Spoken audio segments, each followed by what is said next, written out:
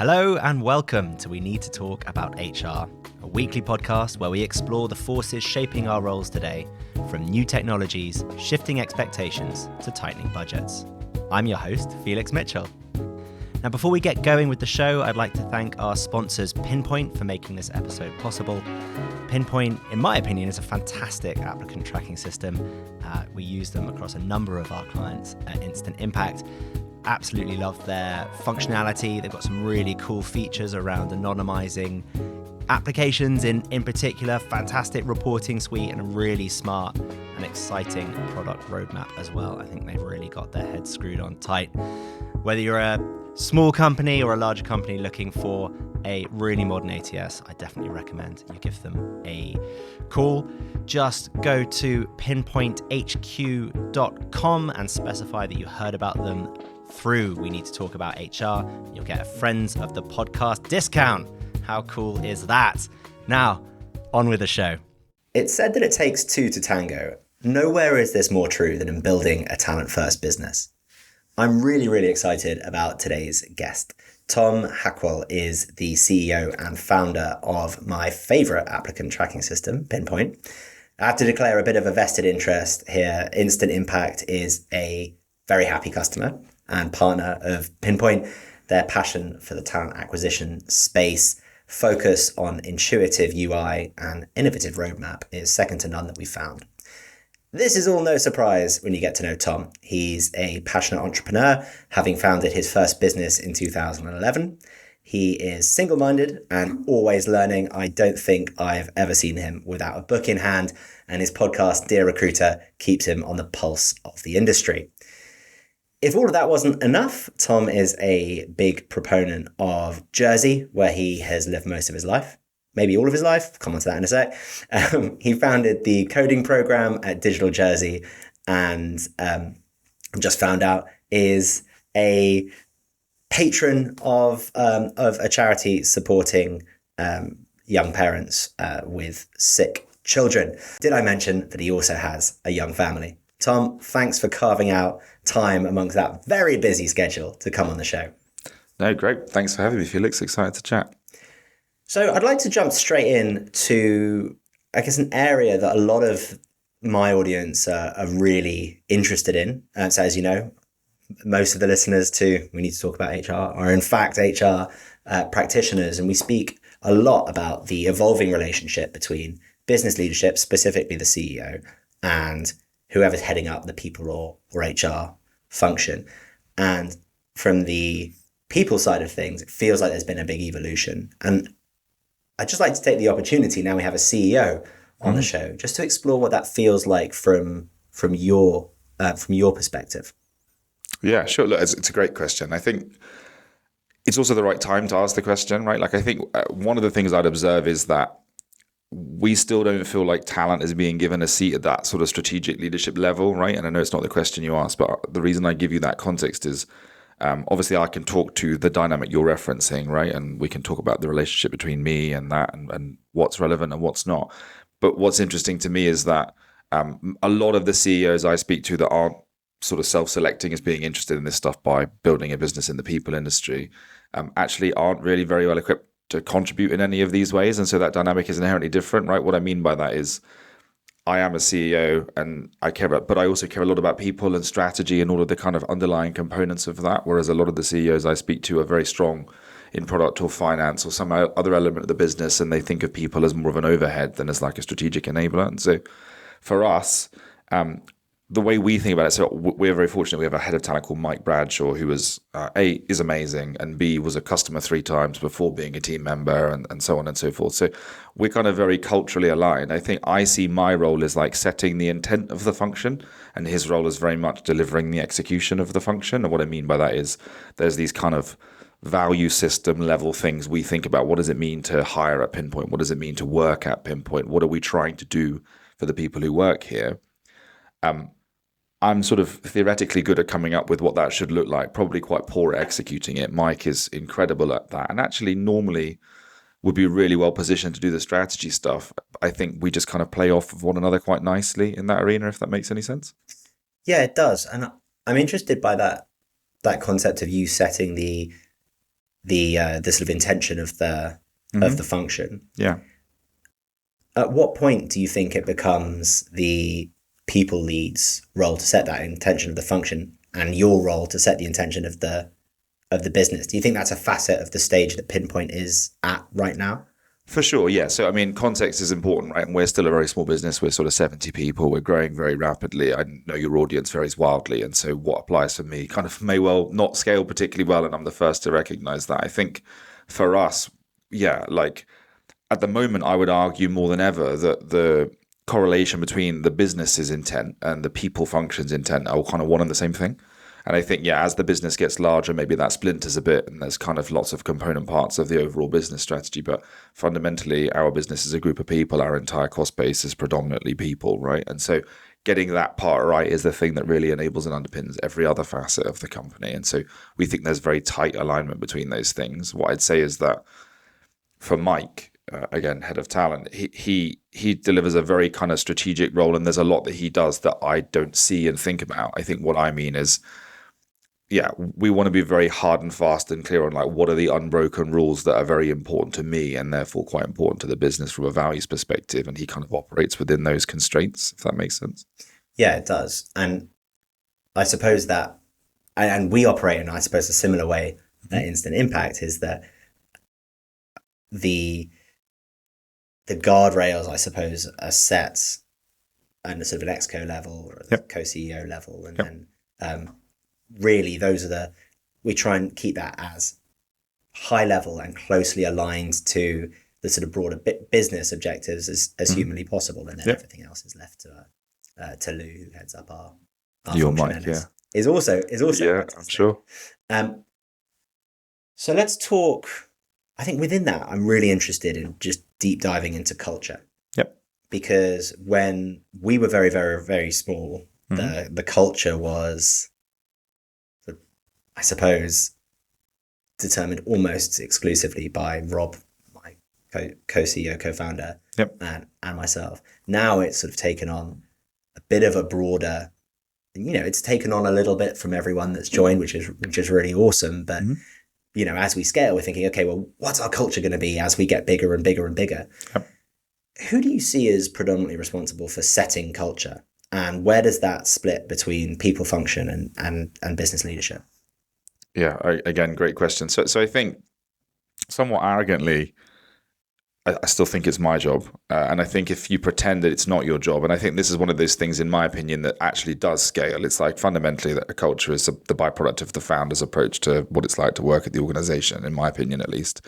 And so I still see a lot of that as my job. And I still see a lot of the kind of scale task as like, how do we keep what the business looked like when we were 5 people or 15 people or 30 people kind of true when we're 60 and 80 and 100 and beyond. And so yeah, I still play like a very heavy role in that. Again, I think it's important to separate intent and execution because I'm not well placed at doing that. And I also think that it's worth flagging that even at our relatively small scale, we've seen sort of subcultures grow within the organization. And I think we see our teams or our kind of functions as very disparate from one another. So our engineering culture and what it means to work at Pinpoint as an engineer is quite distinctly different from what it means to be here as a CSM or what it means to be here in marketing or sales, right?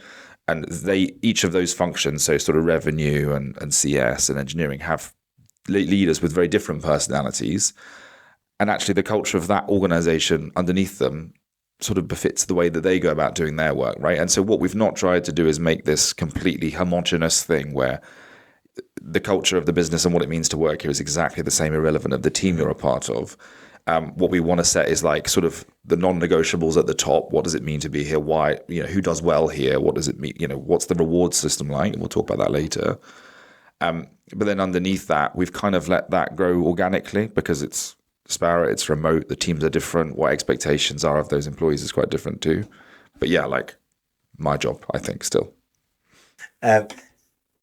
So if you're setting those must-have requirements at the Tom level, the CEO level, yeah, I guess what are those? Yeah, and I'll be honest and say I'll say 2 things, right? So one is I think I've grown a little bit in confidence, and what I mean by that is I think when it's 5 people, it's very obvious that culture is set by me or by the founding team, right? I think when you're 20 or 30 people, my initial response was, I should step back and let smart people like Mike come in and take the reins and sort of determine what this should look like now. And to be clear, Mike is extremely capable at doing that. I think, though, as the business has got bigger and we sort of started to see some fragmentation or like some unwanted behavior or some learning opportunities, let's just say, I felt more comfortable kind of stepping back in and being a lot more kind of forceful. I think Ben Horowitz has this peacetime versus wartime CEO analogy, right? And I think it's very easy to gravitate to peacetime when things are going well. And like my bias right now is to be quite wartime focused. I still very hands-on in the minutiae. And so, yeah, like I think important context, because I'm still working the answer out to this myself. I think the specific stuff for us, I think it's very attitudinal, right? Again, like that I'm not in a position to judge the competency of an engineer anymore or the strength of a salesperson.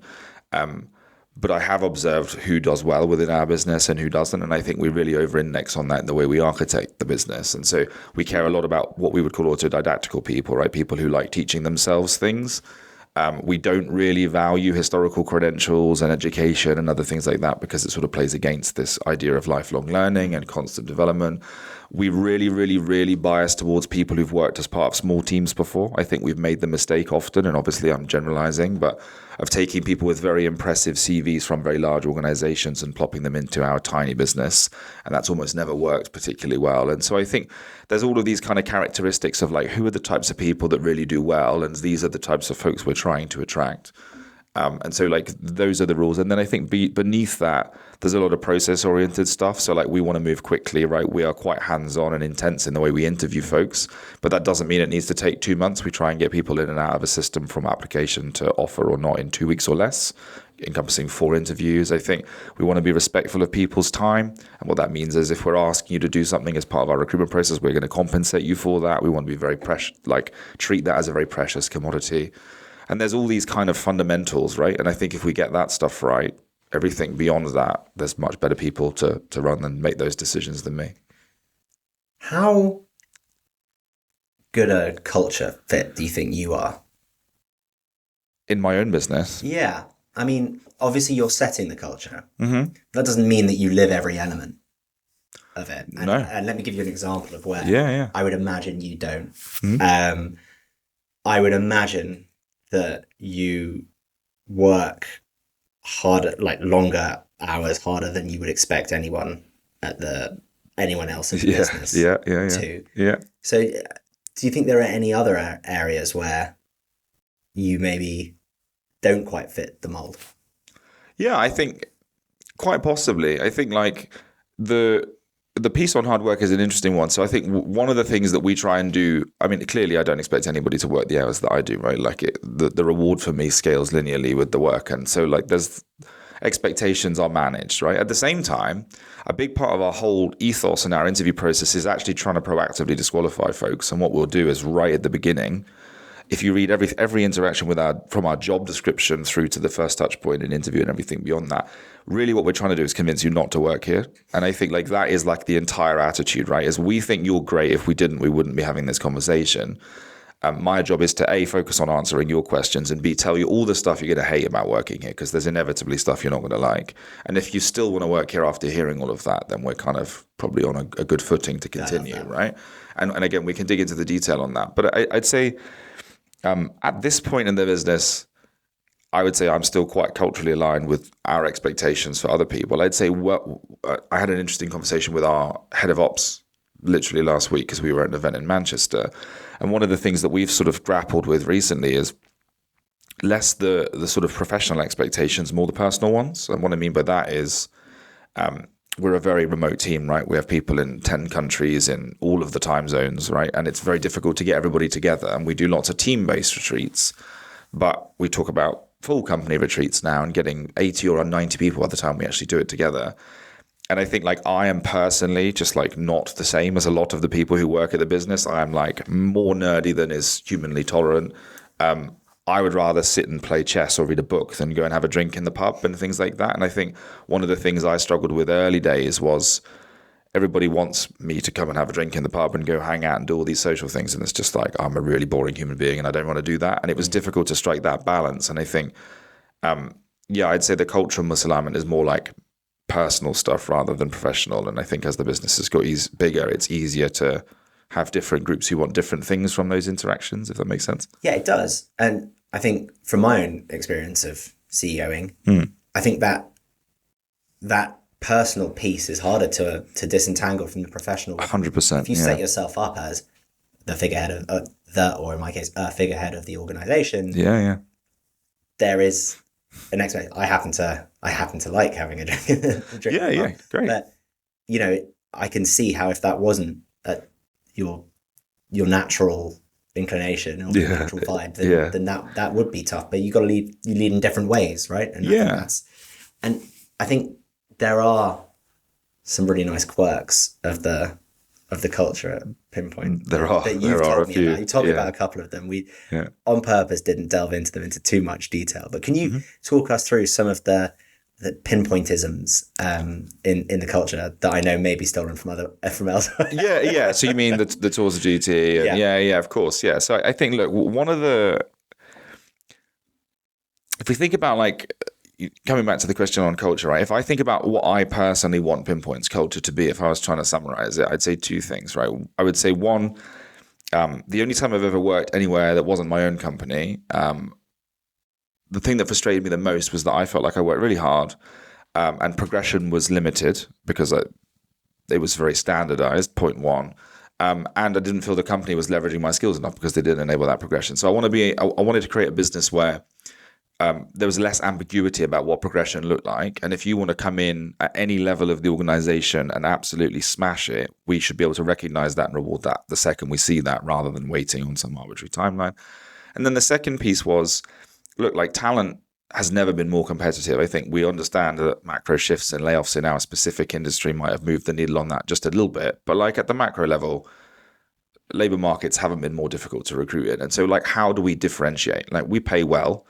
We don't pay top 1% of the market, right? And so how do we make Pinpoint the best, most attractive place to work, irregardless of comp, right? And like, what are the other levers we have to spin? And I think for me, again, excuse the corny marketing message, but it's like, we want to be the place you go to grow, right? And what that means is we want hungry people coming into the business at all levels. And we want to be the best stepping stone for them, right? I'm much more interested in Pinpoint being the best place you have ever worked than the best place to work at the time. Hopefully those two things are the same, and more often than not, they are. But again, like, I'll be most proud once we've sold the business in the future of the product we built, the people we had on that journey, and the alumni network of people who aren't there at the time but have gone on to do amazing things. And a prime example of that, we had a really senior engineer who's actually only been with the business about a year leave or resign last week. He's amazing. We're so sad to lose him, but he's super entrepreneurial. He joined us after his first business failed, which, by the way, I've had lots of businesses fail too, so there's no judgment there. He came and worked with us for a little while. He added loads of value to the business. He's learned, hopefully, a little bit about what to do differently. And he's just been accepted into Y Combinator, and he's moving to San Francisco to start another company. Fantastic. Like, we're super proud of that. I'd put that in my job posts, right? Like, we're really proud of that attrition. And so I think we lean into this kind of idea of like, we are the place that will accelerate your career beyond anything else. And so to dig into the detail on what that looks like. So there's a bunch of tools at our disposal. I think the first one is what we would call a tour of duty. So again, as you referenced, this is stolen and sort of changed a little bit for Pinpointy ways, but there's a really good book written called The Alliance by Reid Hoffman, who founded LinkedIn, and a chap called Ben Kasnotcha, and another one called Chris Yee. And it basically talks about employment being a bit of a lie. And the idea is like, you come and work at Pinpoint and you're sort of contractually almost promising to work for us forever. And we're promising there's always going to be a job for you. And neither of those things are true. So you have your conventional contract and all that kind of boring stuff. And we then create this other document called the Tour of Duty. And so you and I still do this for every employee every 6 months. We have a chat the second you joined the company. And what we're digging into is a set of predefined questions that we've built over time, right? Starting with, why did you join Pinpoint? What are you going to do when you leave? When are you going to leave? What's your kind of 5-year plan, both personally and professionally? And like, what are the things that we can be doing to help you achieve that quickly, right? And we then essentially, based on the answer to those questions, we split people into one of 3 buckets. So you get assigned either a rotational, a transformational, or a foundational tour. to kind of, without hogging their mic too much, I think just to give you a sense of so rotational tour is like conventional employment. What that means is if you join us as a customer success manager and you want to be a senior customer success manager, you're rotational. We don't really have to intervene all that much. That stuff should just happen, and we should agree what that looks like. It gets more interesting with transformational. So oftentimes what will happen is people will use certain areas of the business as sort of jumping on points because they want to work for Pinpoint, but actually they want to do something else. So maybe you join us in support, but you want to be an engineer, right? And so what we'll say is, okay, cool. Well, over the next 24 months, we're going to agree a fixed date that you're going to become an engineer. And instead of just focusing on how to extract value from you in support, we're going to pay for you to go on an engineering boot camp. We're going to spend a day a week of your time in the engineering team. We're going to expose you to product and all these other things and sort of architect and accelerate that progression. And if at the end of the 2 years, there isn't a job that's appropriate for you in our engineering team, we'll help you find one somewhere else, right? And like that's the key distinction. And then lastly, foundational. And so foundational is if you joined us in support and you said, I only want to do this job for the rest of my life. Lots of circumstances would make that true. What we then look at is the environmental stuff. What do we need to do with your working hours, with your office environment, with the flexibility to make it so that you're as happy and productive in that specific role as possible? So that's an example of tour of duty, and obviously happy to dig into detail on that. I love it. I think it's so interesting. And one of the big evolutions, I think, of businesses, particularly sort of small businesses, and the role that people functions and sort of leadership can play in with that. Yeah. Is you're breaking away from some of the lies, the assumptions that sort of pervade our, I guess, that contract between the social contract between employer and employee. I think I love that you just get it out on the table and you just say, look, we celebrate it. We are not expecting you to stay here until you retire, and you shouldn't expect that of us. Yeah. So let's optimize for the world that we actually work in rather than the world that existed 75 years ago. I think, look, it's a great point. And I think that the observation I would make is that if you had like a very simple graph with a line from sort of with time on one axis and growth on another, and just like a line from bottom left to top right, the company's growth trajectory and an employee's growth trajectory are very often misaligned, right? Either the company is growing super quick and the employee's not keeping up and they need to be replaced, or the reverse is true and people leave because the company can't offer them the progression they want. I think our point is just like, we're going to point these things out all the time and we're going to work out how to better align those two things. And if we can't give you the growth opportunities we want to make sure you're getting them somewhere else, and we'll play a really impactful role in doing that, right? And interestingly, it sounds at face value, because we see a lot of people who are quite skeptical of the approach, that we're trying to get rid of people or that we think it's great, like we're going to end up with this huge attrition problem. Actually, somewhat ironically, we're 70 people now. Our voluntary attrition, i.e. people we haven't let go, is 3 people in 7 years total. People don't leave. One left to start a business, one left to become a helicopter pilot, and one left for family circumstances. Like, people aren't leaving Pinpoint.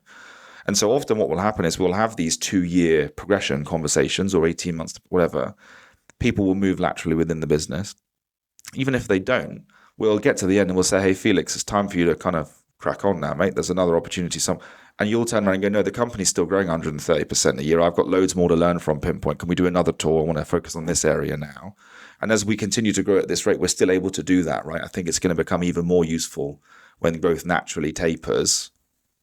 Yeah, it's been valuable. Well, it's great. And also skills that you come into an organization with are becoming less, in my opinion, less and less important for your success in the organization, leaving what you've spoken about already, which is your ability to learn, propensity to learn new things, and ideally teach yourself new things. And then your knowledge of the organizational DNA, how things are done at Pinpoint, at Instant Impact, or whatever company you're working at. I actually think that last point is really underrated. It's so hard, and it's probably one of the big reasons that you have struggled to successfully hire people from larger organizations, is that the DNA of success at those businesses is so far removed from the DNA of success at Pinpoint. You're right. I think like we really so like our values, right, boring as they may be externally, are fast, flexible, human, and ownership. And like human sounds a bit odd, but what it basically means is like we don't do bots, we don't do automation. When we deal with customers, it's a very human, personalized touch. We actually care about people, and I think that's surprisingly rare for a software vendor, right? And so like that's almost the most important value system. But I think the reason I mention those is you're right, like sort of what would Pinpoint do is kind of the way we often frame this. And what we're trying to do is, like, I firmly believe in giving every member of the team, from the most senior all the way to the most junior, full business context. So like we have a conversation every Friday we make a very short presentation where every member of the team sees every financial metric in the business. They understand every moving part of the company all the time. We have a board meeting, obviously, as every company does every quarter.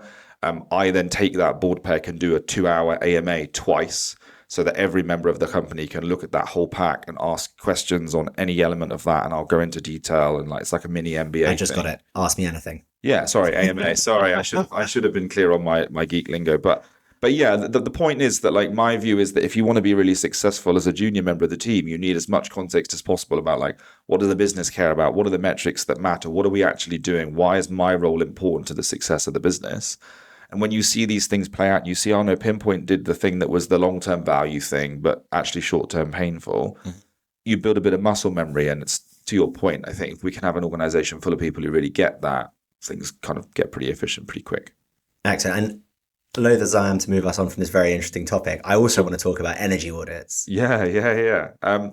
Cool. So energy audits, I think one of the things that we see a lot is just underlying inefficiency, right? Whether you're, again, an individual contributor or a manager, and this applies to both. And so I think one of the things that we're always interested in is, like, how do we make people's time more enjoyable and, like, more productive, right? And so I'll give you an example of this.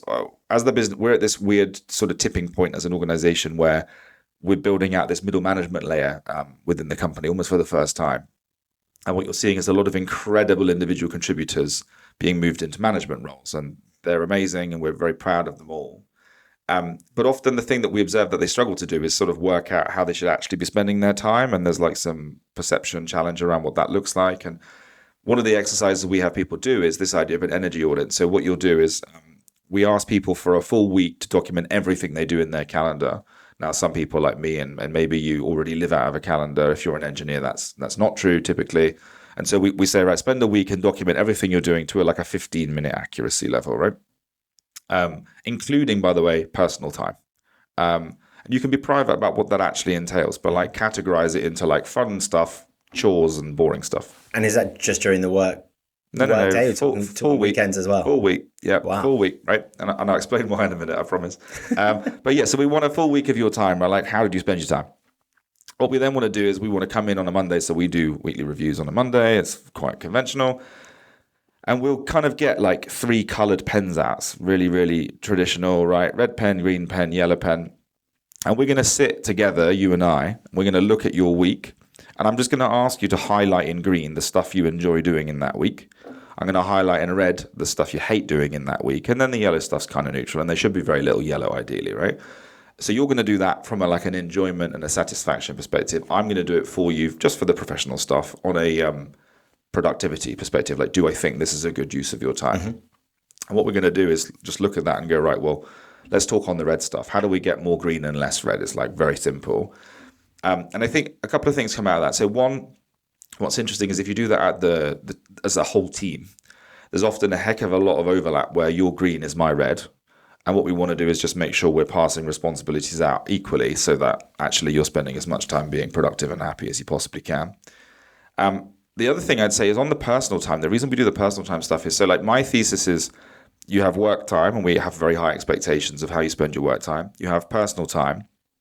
And then bluntly, you have all the crap in the middle, right?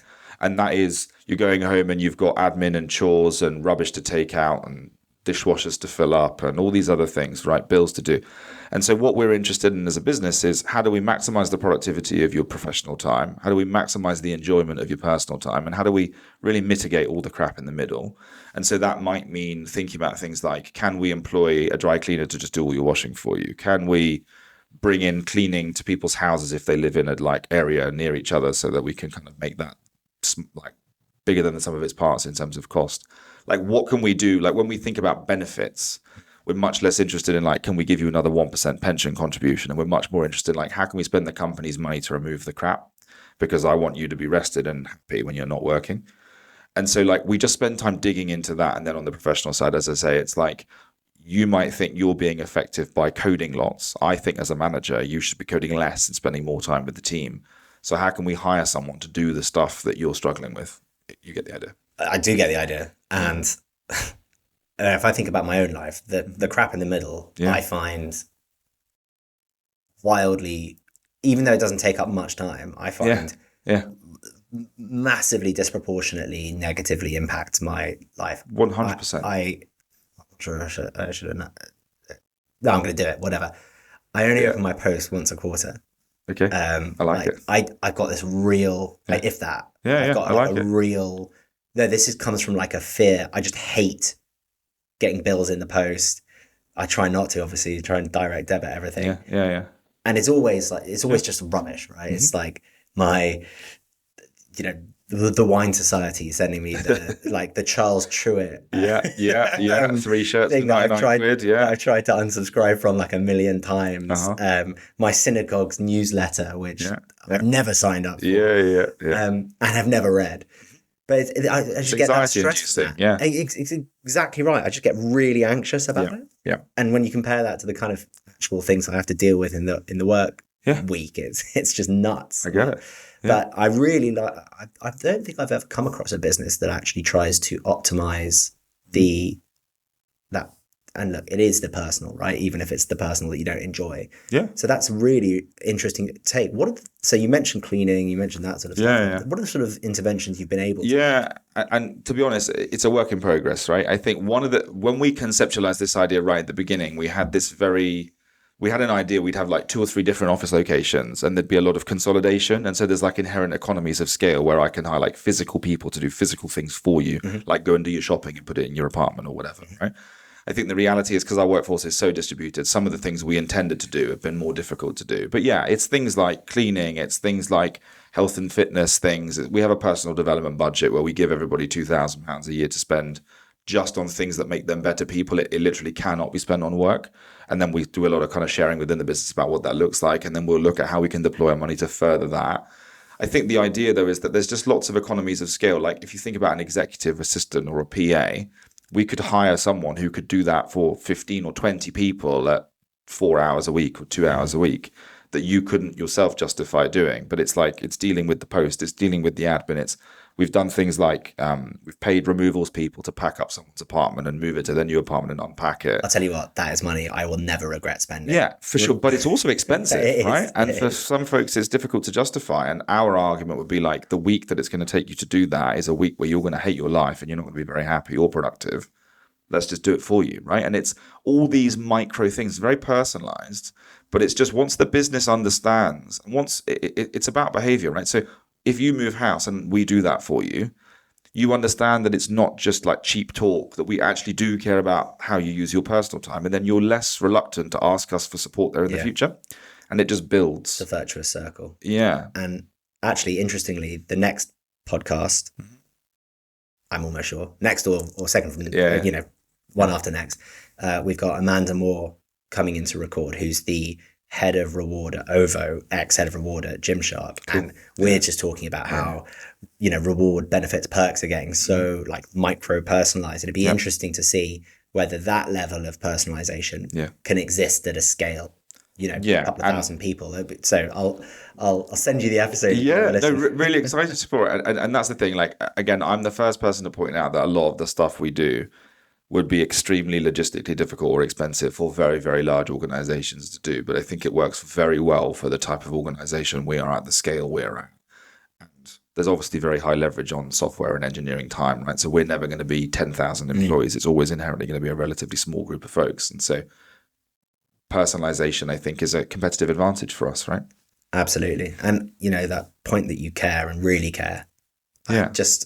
There's an intangible there that will become tangible in time, right? Yeah, but it takes time for people to realize that like talk is cheap and everybody has marketing slogans and fancy job descriptions and it's all advertising and sales side stuff, right?